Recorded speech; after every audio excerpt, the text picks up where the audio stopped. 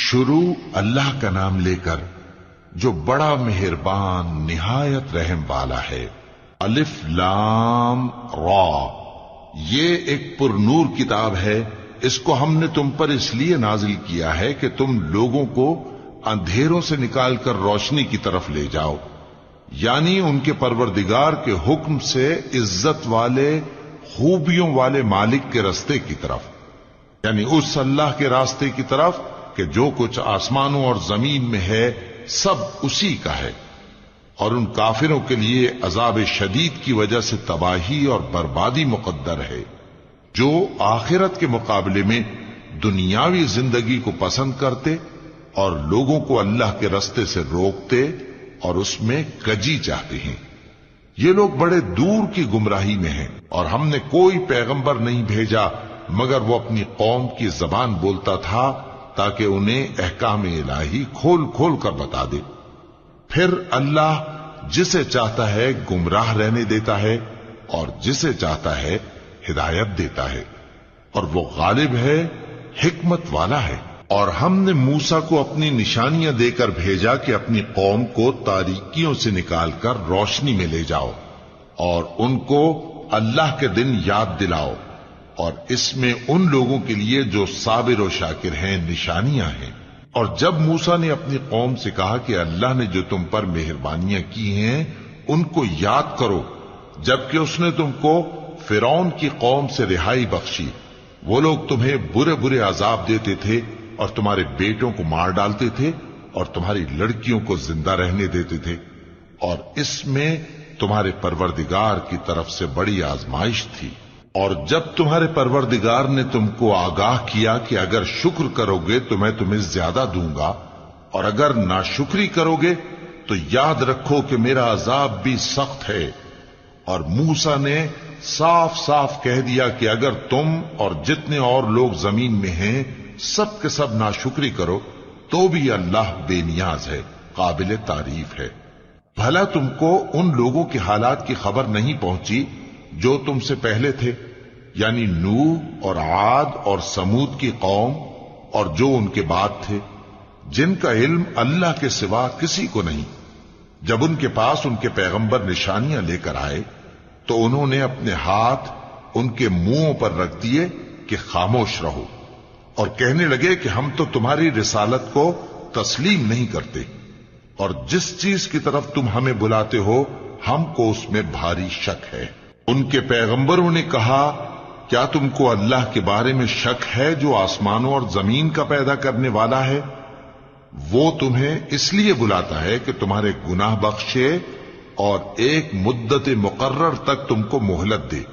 وہ بولے کہ تم تو ہمارے ہی جیسے آدمی ہو، تمہارا یہ منشا ہے کہ جن چیزوں کو ہمارے بڑے پوجتے رہے ہیں ان کے پوجنے سے تم ہمیں روک دو، تو اچھا کوئی کھلی دلیل لاؤ، یعنی معجزہ دکھاؤ۔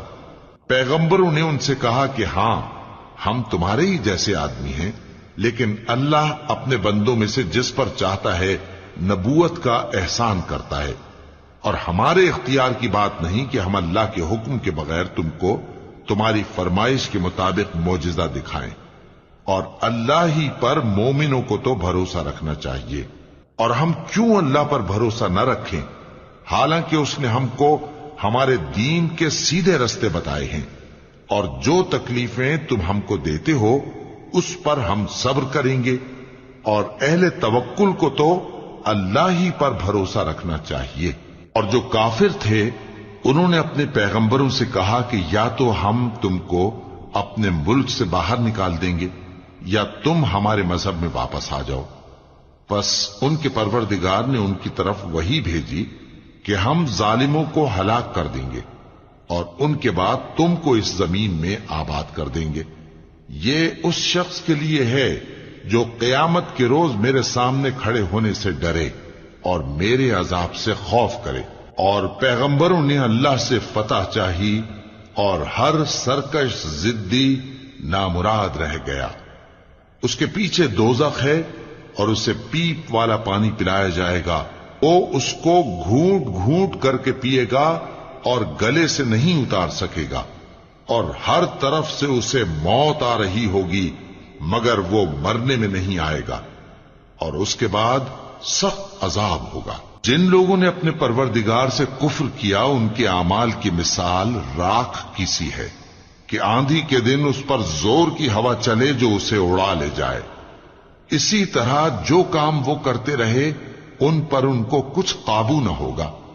یہی تو پرلے سرے کی گمراہی ہے۔ کیا تم نے نہیں دیکھا کہ اللہ نے آسمانوں اور زمین کو تدبیر سے پیدا کیا ہے؟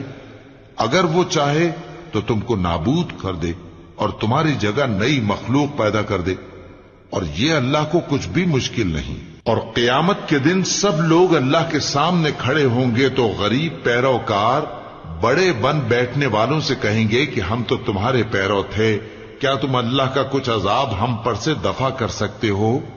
وہ کہیں گے کہ اگر اللہ ہم کو ہدایت کرتا تو ہم تم کو ہدایت کرتے۔ اب ہم گھبراہٹ ظاہر کریں یا صبر کریں ہمارے حق میں برابر ہے، کوئی جگہ رہائی کی ہمارے لیے نہیں ہے۔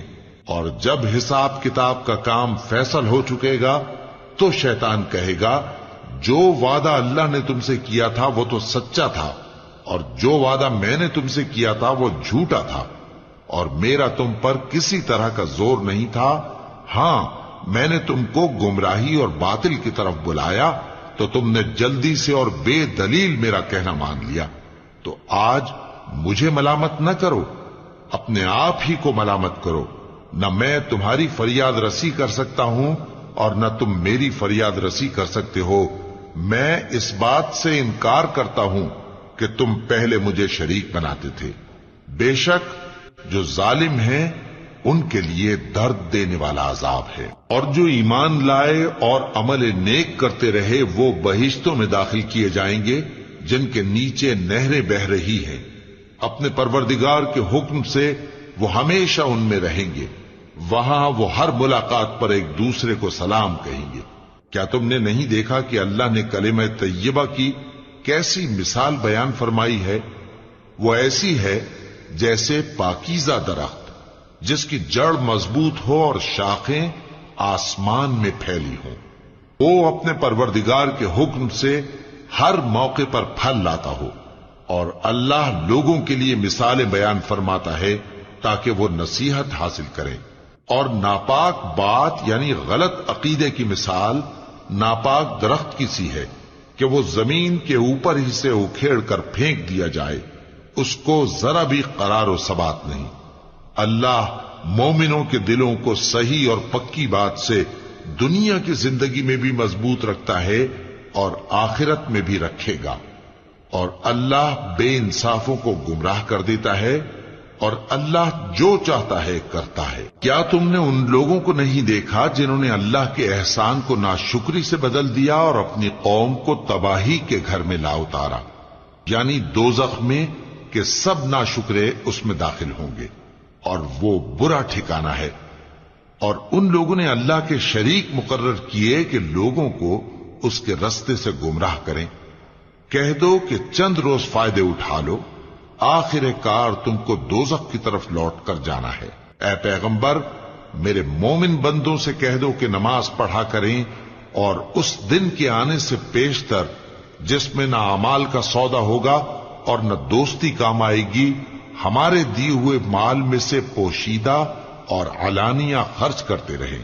اللہ ہی تو ہے جس نے آسمانوں اور زمین کو پیدا کیا اور آسمان سے مے برسایا، پھر اس سے تمہارے کھانے کے لیے پھل پیدا کیے، اور کشتیوں اور جہازوں کو تمہارے زیر فرمان کیا تاکہ وہ سمندر میں اس کے حکم سے چلیں، اور نہروں کو بھی تمہارے زیر فرمان کیا، اور سورج اور چاند کو تمہارے لیے کام میں لگا دیا کہ دونوں دن رات ایک ڈگر پر چل رہے ہیں، اور رات اور دن کو بھی تمہاری خاطر کام میں لگا دیا، اور جو کچھ تم نے مانگا سب میں سے تم کو عنایت کیا۔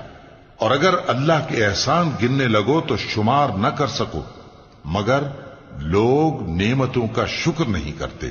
کچھ شک نہیں کہ انسان بڑا بے انصاف ہے، ناشکرا ہے۔ اور جب ابراہیم نے دعا کی کہ اے میرے پروردگار، اس شہر کو لوگوں کے لیے امن کی جگہ بنا دے، اور مجھے اور میری اولاد کو اس بات سے کہ بتوں کی پرستش کرنے لگیں بچائے رکھیو، اے پروردگار انہوں نے بہت سے لوگوں کو گمراہ کیا ہے، سو جس شخص نے میرا کہا مانا وہ میرا ہے، اور جس نے میری نافرمانی کی تو تو بخشنے والا ہے، مہربان ہے۔ اے پروردگار میں نے اپنی اولاد ایک وادی میں جہاں کھیتی نہیں تیرے عزت و ادب والے گھر کے پاس لا بسائی ہے۔ اے پروردگار تاکہ یہ نماز پڑھیں سو تو لوگوں کے دلوں کو ایسا کر دے کہ ان کی طرف جھکے رہیں، اور ان کو میووں سے روزی دیتے رہنا تاکہ تیرا شکر کریں۔ اے پروردگار جو بات ہم چھپاتے اور جو ظاہر کرتے ہیں تو سب جانتا ہے، اور اللہ سے کوئی چیز مخفی نہیں، نہ زمین میں نہ آسمان میں۔ اللہ کا شکر ہے جس نے مجھ کو بڑی عمر میں اسماعیل اور اسحاق بخشے، بے شک میرا پروردگار دعا سننے والا ہے۔ اے پروردگار مجھ کو ایسی توفیق عنایت کر کہ نماز پڑھتا رہوں، اور میری اولاد کو بھی یہ توفیق بخش۔ اے پروردگار میری دعا قبول فرما۔ اے پروردگار حساب کتاب کے دن میری اور میرے ماں باپ کی اور مومنوں کی مغفرت کیجو۔ اور مومنوں یہ نہ سمجھنا کہ یہ ظالم جو کام کر رہے ہیں اللہ ان سے بے خبر ہے، وہ ان کو اس دن تک مہلت دے رہا ہے جبکہ دہشت کے سبب آنکھیں پھٹی کی پھٹی رہ جائیں گی، اور لوگ سر اٹھائے ہوئے میدان قیامت کی طرف دوڑ رہے ہوں گے، ان کی نگاہیں خود اپنی طرف لوٹ نہ سکیں گی، اور ان کے دل مارے خوف کے ہوا ہو رہے ہوں گے۔ اور لوگوں کو اس دن سے آگاہ کر دو جب ان پر عذاب آ جائے گا، تب ظالم لوگ کہیں گے کہ اے ہمارے پروردگار ہمیں تھوڑی سی مہلت عطا کر تاکہ ہم تیری دعوت توحید قبول کریں اور تیرے پیغمبروں کے پیچھے چلیں۔ تو جواب ملے گا کیا تم پہلے قسمیں نہیں کھایا کرتے تھے کہ تم کو اس حال سے جس میں تم ہو زوال نہیں ہوگا؟ اور جو لوگ اپنے آپ پر ظلم کرتے تھے تم ان کے مکانوں میں رہتے تھے، اور تم پر ظاہر ہو چکا تھا کہ ہم نے ان لوگوں کے ساتھ کس طرح کا معاملہ کیا تھا، اور تمہارے سمجھانے کے لیے مثالیں بیان کر دی تھیں، اور انہوں نے بڑی بڑی تدبیریں کی، اور ان کی سب تدبیریں اللہ کے ہاں لکھی ہوئی ہیں۔ گو وہ تدبیریں ایسی غضب کی تھیں کہ ان سے پہاڑ بھی ٹل جائیں، تو ایسا خیال نہ کرنا کہ اللہ نے جو اپنے پیغمبروں سے وعدہ کیا ہے وہ اس کے خلاف کرے گا۔ بے شک اللہ زبردست ہے، بدلہ لینے والا ہے۔ جس دن یہ زمین دوسری ہی زمین بنا دی جائے گی اور آسمان بھی بدل دیے جائیں گے، اور سب لوگ اللہ کے سامنے نکل کھڑے ہوں گے جو یکتا ہے بڑا زبردست ہے۔ اور اس دن تم گناہگاروں کو دیکھو گے کہ زنجیروں میں جکڑے ہوئے ہیں، ان کے کرتے تارکول کے ہوں گے، اور ان کے چہروں کو آگ لپٹ رہی ہوگی، یہ اس لیے کہ اللہ ہر شخص کو اس کے اعمال کا بدلہ دے۔ بے شک اللہ جلد حساب لینے والا ہے۔ یہ قرآن لوگوں کے نام اللہ کا پیغام ہے تاکہ ان کو اس سے ڈرایا جائے، اور تاکہ وہ جان لیں کہ وہی اکیلا معبود ہے، اور تاکہ اہل عقل نصیحت حاصل